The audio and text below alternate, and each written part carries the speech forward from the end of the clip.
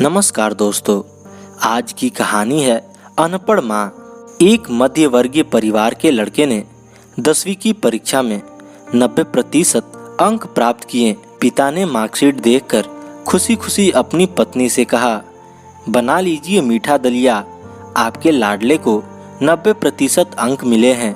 माँ किचन से दौड़ती हुई आई और खुशी खुशी बोली, मुझे भी दिखाइए, मुझे भी मेरे लाल का रिजल्ट देखना है। इसी बीच लड़का फटाक से बोला, बाबा उसे रिजल्ट कहाँ दिखा रहे हैं? क्या वह पढ़ लिख सकती हैं? वह तो अनपढ़ हैं। अश्रुपूर्ण भरी आंखों को पल्लू से पोंछते हुए माँ दलिया बनाने रसोई में चली गई। ये सब देख पिता ने कहा, हाँ बेटा, तूने बिल्कुल सही कहा।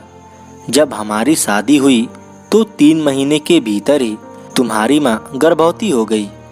मैंने सोचा शादी के बाद कहीं घूमने नहीं गए, एक दूसरे को ठीक से समझे भी नहीं, चलो इस बार अबॉर्शन करवा कर आगे चांस लेते हैं। लेकिन तुम्हारी माँ ने जोर देकर कहा, नहीं, घूमना फिरना और आपस में समझना यह सब तो बाद में भी हो जाएगा। उसके बाद तेरा जन्म हुआ। वो अनपढ़ थी ना, जब तू गर्भ में था तो उसे दूध बिल्कुल पसंद नहीं था। उसने तुझे स्वस्थ बनाने के लिए हर दिन 9 महीने तक दूध पिया, क्योंकि अनपढ़ थी ना वो।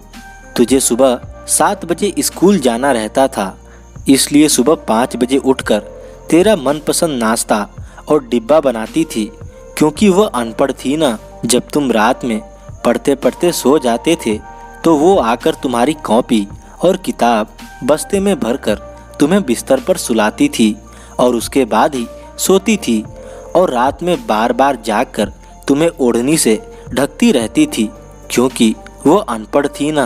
बचपन में तुम ज़्यादातर समय बीमार रहते थे, तब वो रात भर जाग कर भी सुबह जल्दी उठती थी और काम में लग जाती थी, क्योंकि बेटा अनपढ़ थी ना वो।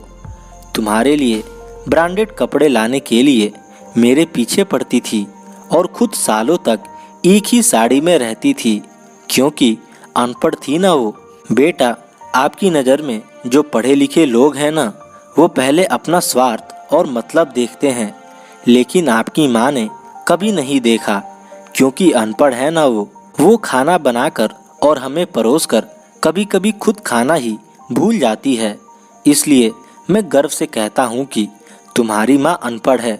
यह सब सुनकर लड़का रोते रोते अपनी माँ से लिपटकर बोलता है, माँ, मुझे कागज पर तो 90% अंक मिले हैं, लेकिन आप मेरे जीवन को 100% बनाने वाली पहली शिक्षिका हो। माँ, मैं आज भी अशिक्षित हूँ और आपके पास PhD के ऊपर भी उच्च डिग्री है, क्योंकि आज मैं अपनी माँ के अंदर छुपे हुए डॉक्टर, शिक्षक, वकील, बेस्ट कुक, इन सभी के दर्शन कर लिए। माँ, मुझे क्षमा कर दीजिए। यह कहकर लड़का रोने लग जाता है।